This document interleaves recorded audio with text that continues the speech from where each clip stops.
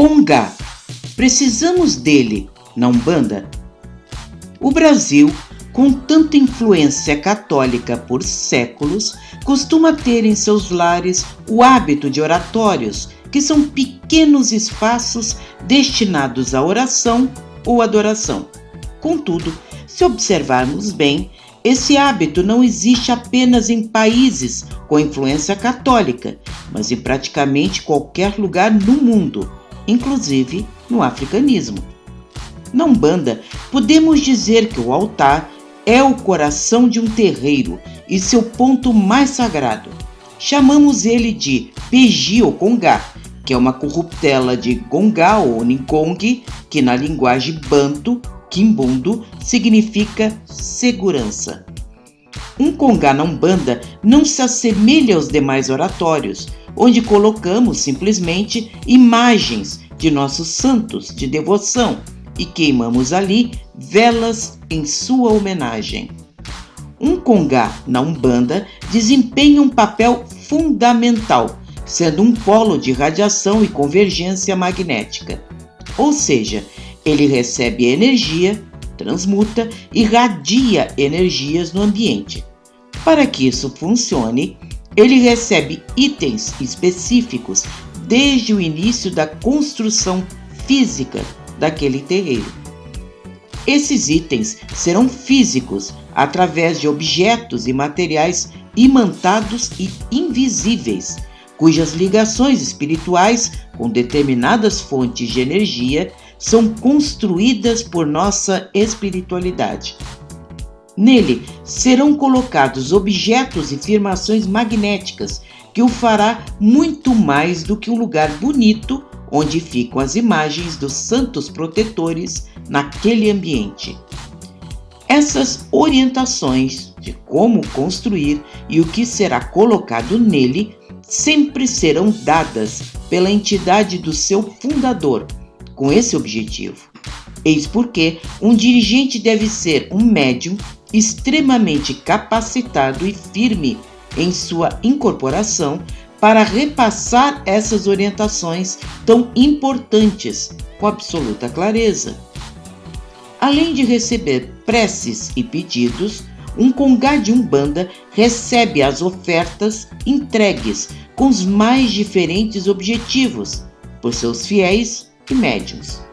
Portanto, ele não permitirá a proximidade de entidades vampirizantes para sorver essas energias despreendidas das oferendas em seu processo de troca magnética. Vale comentar também que muitas pessoas que se aproximam de Congás sofrem uma melhora quase instantânea de seu mal-estar. Em resumo, é como um campo de força que afasta e dissolve determinadas energias.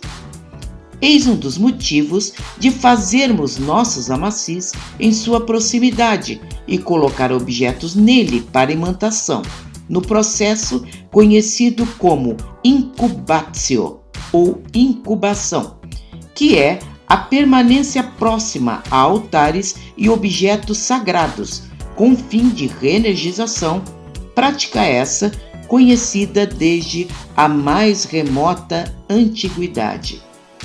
Não existe uma regra única para a criação de um Congá de Umbanda, mas ele segue um padrão básico, repetido pela maioria de nossos terreiros que vamos explicar. Eles costumam seguir uma forma piramidal, encimado por uma pomba, que é o símbolo do Divino Espírito Santo, representando a figura de Deus pairando acima de todos os guias e orixás.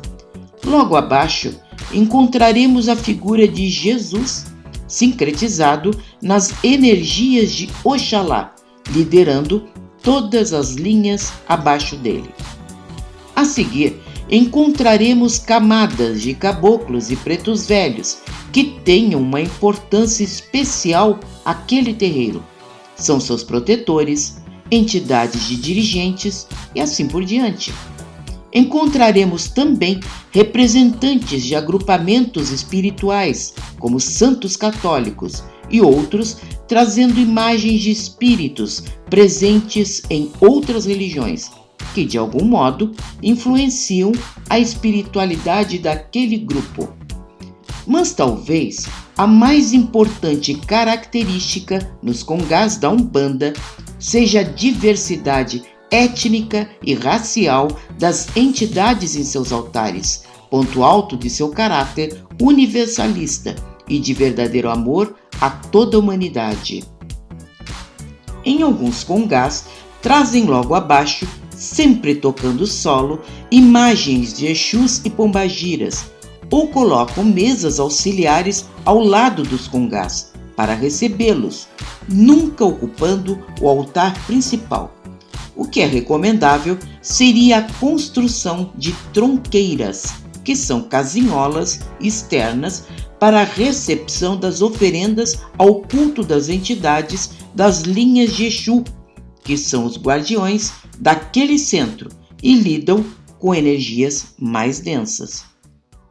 Tanto a construção quanto a implantação de uma tronqueira na Umbanda é uma das questões mais complexas que um dirigente vai enfrentar em sua caminhada, sendo o principal foco de defesa de um terreiro, nunca será uma tarefa simples. Como vimos até agora, um congá na Umbanda é muito mais do que uma bela prateleira de imagens para o encanto de nossos olhos. Por trás de cada elemento, às vezes muito pequeno e aparentemente insignificante, se esconde um grande fundamento, ditado por uma entidade de muita luz, um foco de energia radiante a todo o ambiente e pessoas, cercado por entidades que o guardam e protegem na espiritualidade. Gostou? Dê like, compartilhe em suas redes sociais. Semana que vem, novos vídeos. Muito obrigada por estar conosco.